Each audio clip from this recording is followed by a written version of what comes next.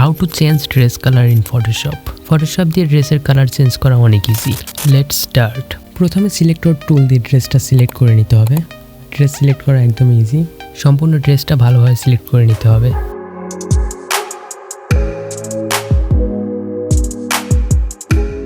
Dress select করা হয়ে গেলে নিতে হবে সলিড কালার। এরপর নিজের পছন্দ অনুযায়ী কালারটা সিলেক্ট করে নিতে হবে। আমি এখানে ইয়েলো কালার রাখলাম। এরপর কালারটা নর্মাল থেকে মাল্টিপ্লাই করে দিতে হবে। এখন লাইটিংটা ঠিক করার জন্য নিয়ে নেব কার্ভস। এখানে শুধু ড্রেসের কালারটা ঠিক করব, যার কারণে কার্ভসের ওপর মাউস কার্সর রেখে অল্ট প্রেস করে মাউসের লেফট বাটনে ক্লিক করব।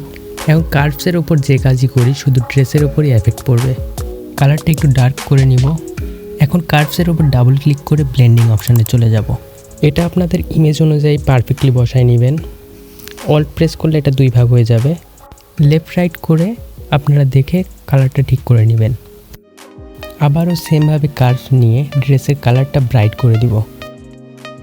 আবার ব্লেন্ডিং অপশানে যাব, গিয়ে কালারটা আবার ঠিক করে নেব। এখানে অল্ট প্রেস করে মাউসের লেফট বাটনে ক্লিক করলেই জিনিসটা ভাগ হয়ে যাচ্ছে। দেখেন কালার ব্লেন্ডিং অপশানে ঠিক করে নেওয়ার পর হয়তো কম বেশি দেখা যেতে পারে, তখন লেভেলটা নিয়ে কালারটা একদম পারফেক্টলি বসিয়ে নেবেন।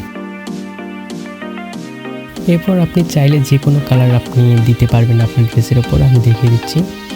এখন আপনি যে কোনো কালার সিলেক্ট করবেন, সেই কালারটি একদম পারফেক্টলি বসে যাবে। যদি একটু কম বাড়া হয় তাহলে লেভেলটা ঠিক করে নেবেন। ওকে।